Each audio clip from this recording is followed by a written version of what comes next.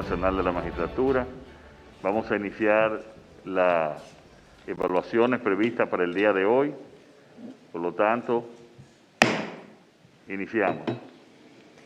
Inmediatamente llamamos al primer postulante de esta mañana. Recibimos a Julio José Rojas Báez.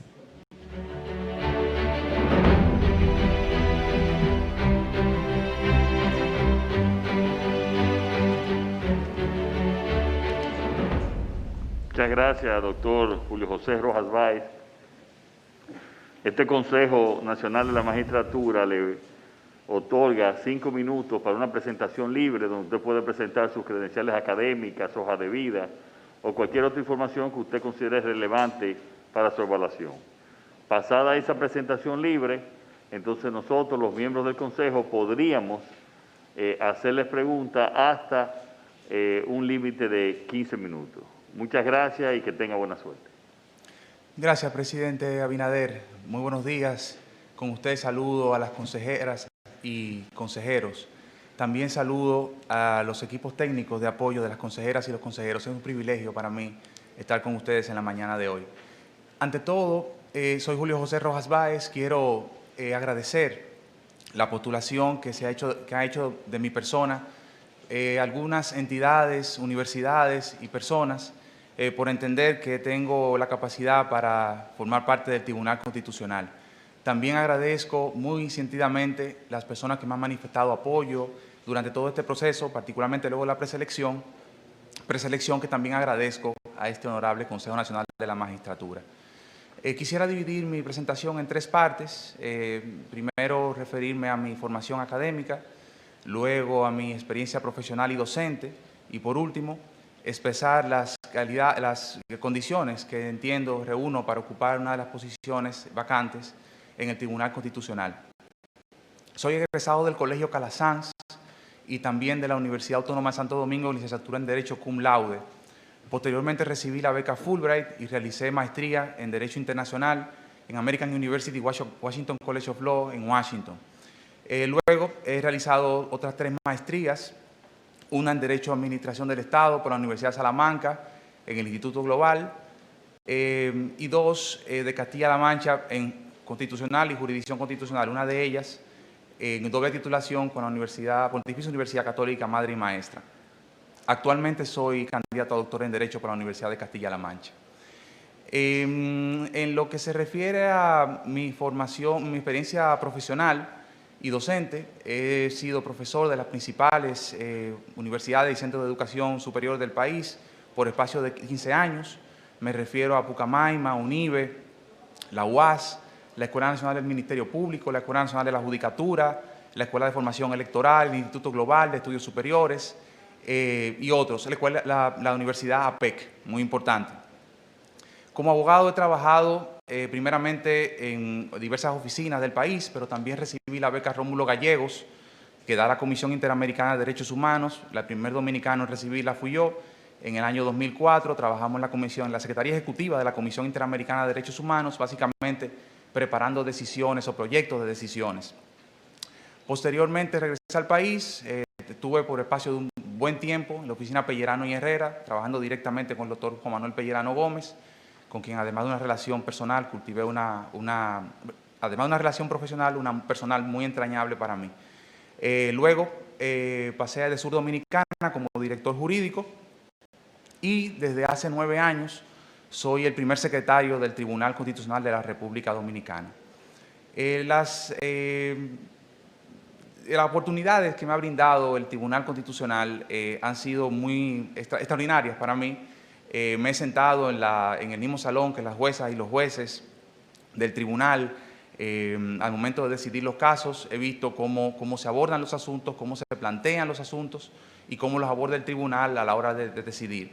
Considero que como candidato ofrezco al tribunal una trayectoria docente y académica importante en el mundo de los derechos humanos y el derecho internacional, que son áreas del derecho público pertinentes a la labor que realiza el Tribunal Constitucional, a lo que también sumo un ejercicio profesional en las áreas del derecho público, regulatorio, administrativo, todas también pertinentes.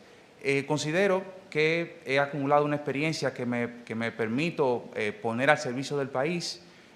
Como juez del Tribunal Constitucional ya he contribuido con el establecimiento del tribunal desde el día 1 y ahora consideraría que de ser designado como juez podría continuar contribuyendo a que el Tribunal Constitucional ejecute ese triple mandato que tiene en virtud de la Constitución, la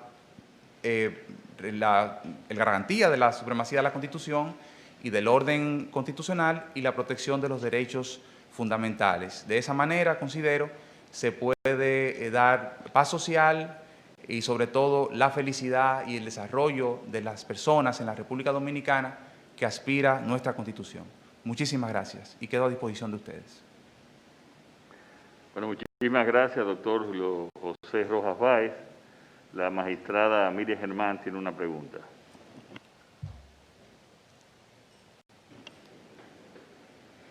¿Cuál es el contenido esencial del debido proceso y de la tutela judicial efectiva?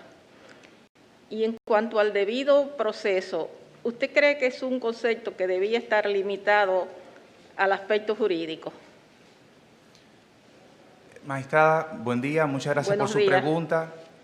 Creo que es muy buena pregunta. He publicado recientemente mi primer libro, particularmente estudiando los componentes del debido proceso como parte del bloque de constitucionalidad, y debo decir que el debido proceso es un conjunto de garantías mínimas que establece la Constitución para asegurar básicamente dos cosas: el derecho de defensa y también el reconocimiento de los derechos y obligaciones de índole civil, fiscal, laboral, administrativa, de otro carácter, de toda índole, y también el aseguramiento de un juicio justo. Por consiguiente, entiendo que en cada oportunidad en donde vayan a delimitarse derechos y obligaciones de cualquier índole, de cualquier tipo de persona, opera el debido proceso. Particularmente en el caso de algunas materias en donde tienen la posibilidad de ejercerse algún tipo de sanción, pues el debido proceso cobra un realce. Pero entiendo que en toda oportunidad en donde deban, evidentemente en el caso de cualquier acusación penal o la sustanciación de cualquier acusación penal o para la determinación de cualquier tipo de derechos en cualquier tipo de materias, opera el debido proceso. Muy bien, la magistrada Salcedo y después el senador Bautas Rojas. Muchas gracias, presidente. Bueno, ya con su experiencia que tiene y dentro del Tribunal Constitucional y de la formación que tiene, le quiero hacer una pregunta. Desde el punto de vista suyo, ¿qué estaba mal o qué no encajaba en el constitucionalismo liberal de antaño, que era lo que conocíamos, que requirió de una nueva dimensión con el neoconstitucionalismo? ¿Cuál es la opinión suya? ¿Por qué pasamos de una a otra? Es una excelente pregunta, magistrada. Considero que el constitucionalismo actual lo que ha permitido básicamente es la ampliación del catálogo de libertades y derechos como mecanismo para la limitación del ejercicio del poder público. Creo que la Constitución Dominicana, como en tanto instrumento político de efectos jurídicos, como lo son todas las constituciones modernas, lo que tiene por finalidad es permitir que las personas se desarrollen, colocar al individuo en el centro del enfoque del Estado. Cuando estudié Derecho, recuerdo que se me enseñaba que la Constitución era un instrumento que organizaba el Estado y que también consagraba los derechos fundamentales. Hoy en día, la Constitución es un mecanismo que limita el ejercicio del poder público en aras de reconocer, garantizar y tutelar derechos, para lo cual se organiza el Estado. Es decir, son las mismas cosas, pero se coloca al individuo en el centro de todo el andamiaje constitucional. Creo, en definitiva, que ese es el gran propósito, no solo de las reformas modernas en el ámbito constitucional, sino también la creación y el establecimiento de estos tribunales como mecanismos novedosos, dotados de herramientas novedosas para poder asegurar ese triple mandato que mencioné anteriormente: la supremacía de la Constitución, el orden constitucional y la protección de los derechos fundamentales. Muchísimas gracias, doctor, y gracias, presidente. Senador Bauta. Buenos días, licenciado Rojas Báez. A propósito de su experiencia laboral en el Tribunal Constitucional, a mí me gustaría tener de usted la opinión sobre la necesidad de la votación para la toma de decisiones, la necesidad de que sean 9 magistrados los que voten para favorecer una decisión. ¿Qué opinión tiene usted? ¿Qué se puede hacer? ¿Cuál es el futuro de ese comportamiento y de ese elemento reglamentario? Senador Rojas, la pregunta que usted me hace es muy buena, me permite incluso abrir mi corazón ante este consejo. Hace unos años, cuando la Constitución de 2010 se proclamó, yo trabajaba con el doctor Juan Manuel Pellerano Gómez y con el doctor discutíamos ese quórum de 9 para adoptar decisiones. Yo realmente decía, caramba, creo que el tribunal va a tener mucha dificultad en emitir sentencias porque ese quórum tan fuerte va a impedir el trabajo. Debo decirle, senador, consejeras, consejeros, que me he comido mis palabras. Hoy en día, con más de 5.000 decisiones, el Tribunal Constitucional no solamente ha aprobado que me equivoqué, sino que me ha hecho ver que el quórum es muy importante por múltiples razones. La primera de ellas es la siguiente: a veces uno, hasta en el supermercado, detienen y le preguntan, oye, vi una decisión del tribunal que tiene tal o cual voto disidente. ¿Qué voto disidente tan fuerte? Creo que la discusión fue muy dura. Y yo, como secretario, que siempre he entendido que debo, pues, aparte de que es mi mandato de guardar silencio acerca de la deliberación de las decisiones, me callo, pero reconozco que a veces las decisiones más, producto de discusiones más fuertes, son las que salen a unanimidad. Y eso es gracias al quórum. El quórum de 9 requiere que haya mayor consenso en la decisión.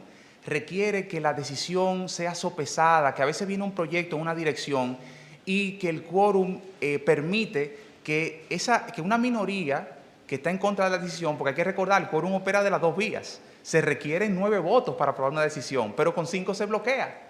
Entonces, esa minoría consolidada en relación con un punto, la he visto operar, y esa minoría ha llevado al tribunal a una sentencia que venía en un sentido, lograr algún producto que permite una decisión mucho más sopesada y de mayor consenso. Creo, en definitiva, que, como dije, a 5.000 sentencias en sus primeros 9 años, el Tribunal Constitucional me probó que estaba equivocado cuando consideré que el quórum de 9 iba a ser un obstáculo para decidir los casos. Muchas gracias, licenciado. Gracias a usted. Sí, el diputado Víctor Fadul. Buenos días, muchísimas gracias, señor presidente. Buenos días, don Julio José Rojas. ¿Contiene la Constitución normas inderogables o inmodificables? Gracias, diputado, por su pregunta. La Constitución de la República establece múltiples disposiciones que tienen carácter absoluto. Particularmente en el caso de derechos fundamentales, hay derechos que en su mayoría están sujetos a regulación, pero hay otros que no están sujetos a regulación ni a limitación ni en su ejercicio. Por ejemplo, la integridad personal. Bajo ningún concepto se podría permitir que una persona sea legítimamente invadida su integridad personal. El reconocimiento de la personalidad jurídica, por ejemplo. En el ámbito del derecho internacional, también incorporado en República Dominicana, la prohibición de la esclavitud y servidumbre, por ejemplo, son derechos que no admiten ningún tipo de derogación ni ningún tipo de limitación. Pero también hay otras normas de carácter orgánico del Estado que tienen ese carácter. Por ejemplo, la reforma constitucional tiene aspectos respecto de los cuales no puede versar. La forma de gobierno, por ejemplo, no puede ser modificada en virtud de una reforma, y ahí tenemos, digamos, algunas cuestiones que evidencian que ciertamente los pilares en los cuales descansa el sistema constitucional, algunos de ellos permiten regulación por parte del legislador, y otros son reservados al constituyente y otros incluso tendría que modificarse la Constitución primero para poder ser tocados, pero inclusive hasta la reforma constitucional tendría límites. Es decir, que creo que, en definitiva, esas cuestiones lo que han hecho es constituirse en pasos de avance respecto de del reconocimiento y tutela de los derechos fundamentales. Cuando versa sobre la forma de gobierno, esas cláusulas pétreas, hay doctrinarios que consideran que una generación no puede imponer restricciones a la soberanía y libertades de las futuras generaciones. ¿Cuál es su parecer al respecto? En definitiva, creo que la Constitución es un texto político con implicaciones jurídicas, como mencioné anteriormente. Como usted bien menciona, se trata de posturas doctrinarias respecto de las cuales habría que ver si existe algún caso que pudiera dar luz. Pero entiendo que la Constitución es una expresión de la soberanía popular del momento y que tiene por finalidad perdurar. Evidentemente las circunstancias cambian, como cambian las sociedades. El derecho es una ciencia, una disciplina social y como tal se ajusta a la sociedad en la cual se desarrolla. Y en ese sentido entonces habría que ver entonces si la sociedad estaría dispuesta a dar esos pasos. Muchísimas gracias. Gracias. Bueno, la magistrada Miriam Germán y después el magistrado Luis Henry Molina. ¿Me podría decir sucintamente en qué consiste el principio de igualdad y el test al respecto? ¿En qué consisten? Gracias, magistrada. El test o examen de igualdad es una herramienta que está disponible no solo para el Tribunal Constitucional, sino para todos los tribunales del denominado Poder Jurisdiccional. Y en ese sentido, esa metodología permite verificar si hay un tratamiento desigual justificado en una normativa o en legislación adjetiva o secundaria. Si no lo existe, si no está esa justificación, entonces ese tratamiento es injustificado, ergo, o por consiguiente, es inconstitucional. El test desarrollado por el Tribunal Constitucional es producto de un examen comparado de derecho constitucional. Se expresó en varios casos, pero pudiera citar un asunto decidido por el tribunal en el año 2012 que es muy ilustrativo de esa cuestión. Me refiero a un caso que, si mal no recuerdo, se refiere a los sucesores de un señor Dalmacido Luc. En ese caso, el Tribunal Constitucional ponderó una acción directa de inconstitucionalidad en la cual se alegaba que una legislación que establecía que personas que querían acceder a una sucesión en República Dominicana, pero que se encontraban viviendo fuera, debían estar sujetas a un impuesto adicional del 50%. Haciendo uso del test o examen de igualdad, el tribunal determinó, en primer lugar, si se trataban de personas efectivamente iguales. En segundo lugar, ponderar la razonabilidad, utilidad, idoneidad de esa medida. Y por último, verificar si había justificación en dicha medida. Creo que ese es el elemento clave. Pudiera siempre haber situaciones en las cuales a través de la ley el Estado diga, bueno, son dos personas que legalmente son iguales, pero que materialmente no lo son y trata de equipararlas. Pero en este caso, lo que el Estado pondera es que dos personas que deberían ser iguales no lo son y entonces acoge la acción directa, remueve del ordenamiento jurídico la ley que impide que esa igualdad se materialice y en ese caso pues se produce una decisión bastante interesante que ha sido, si mal no recuerdo, la única vez que el tribunal graduó excepcionalmente con efectos retroactivos una decisión solo en lo que tenía que ver con el accionante. Pronunciamiento del Tribunal Constitucional con respecto a la discriminación positiva. Sí, magistrada, las denominadas leyes de discriminación positiva, discriminación inversa, acción afirmativa, el Tribunal Constitucional las ha tomado. Hay una decisión cuyo número no recuerdo, pero ponderó la ley que regulaba la cuota que debían mantener los partidos políticos a la hora de postular en lo que se refiere al género. Esa ley 1200 fue declarada conforme con la Constitución por el Tribunal Constitucional, principalmente por el hecho que mencioné anteriormente, es decir, dos personas hombre y mujer, que tienen igualdad legal en virtud de la ley y de la Constitución, pero que el tribunal entendió que en ese caso en particular, por cuestiones propias de índole social, no accedían en igualdad de condiciones a la política. El legislador quería acercarlas a la igualdad. Gracias. Gracias. Doctor Luis Henry. Buenos días, doctor Julio José Rojas. El magistrado Ruiz Tejada trabajó la condición de razonabilidad en una sentencia, si no me equivoco, del año 73. Después el doctor Juan Manuel Pellerano Gómez, justamente un reconocimiento que le hizo junto con el magistrado Jorge Subero Isa, retrabajó la condición de razonabilidad, debido a proceso sustantivo, en otras perspectivas distintas a las que había trabajado el magistrado Ruiz Tejada en la motivación de su sentencia. Entonces, el principio de razonabilidad es un parámetro de constitucionalidad y de alguna manera ha evolucionado en el tiempo, no es estático, y sobre todo a la vista de los derechos fundamentales. Debido a su formación en Derecho Internacional y en su formación en Derecho Constitucional, ¿qué aportes haría usted en la evolución del principio de razonabilidad al Tribunal Constitucional si fuera juez del Tribunal Constitucional? Gracias, presidente Molina, por su pregunta. El principio de razonabilidad, en esencia, está formulado actualmente está formulado en los mismos términos que como se encontraba formulado en el régimen constitucional que estuvo en República Dominicana hasta el 25 de enero de 2010. Básicamente lo que se refiere a que la ley no podrá disponer más allá de aquello que es útil en la sociedad, útil y razonable. El Tribunal Constitucional ha formulado su test o examen de razonabilidad también haciendo uso del derecho comparado y ya ha tenido oportunidad de emitir importantes decisiones en los siguientes términos. Básicamente tres cosas. Estudia la medida tomada, es decir, el fin perseguido, la medida tomada y una correlación entre esa medida que se toma y el fin perseguido. Creo que los parámetros de navegación del Tribunal Constitucional en materia del principio de razonabilidad están muy bien definidos porque siempre se procura dos cosas, relación con los derechos afectados.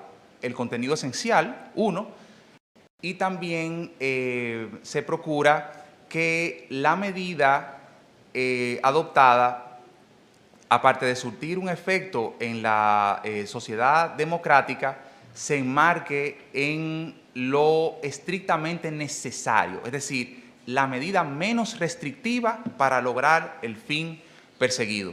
Creo que la jurisprudencia del tribunal ha sido extensa. Es uno de los casos, uno de esos casos ha sido los muy excepcionales donde se ha establecido que una ley no cumple con ese principio y como tal ha sido excluida del ordenamiento jurídico. Y básicamente entendería entonces que, pese a ser un principio claramente establecido respecto de la ley, entendiendo ley como en sentido estricto la ley, el tribunal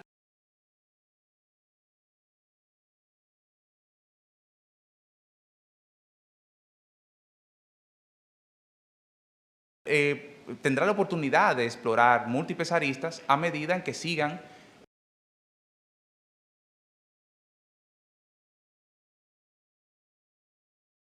llegando los casos y que sigan haciendo los planteamientos, particularmente sobre la base de esa doctrina que ya se ha construido. Bueno, muchísimas gracias al doctor Julio José Rojas Báez. Gracias por responder esta pregunta. Gracias, presidente. Muy buenos días a todas y todos. Que pase buenos días.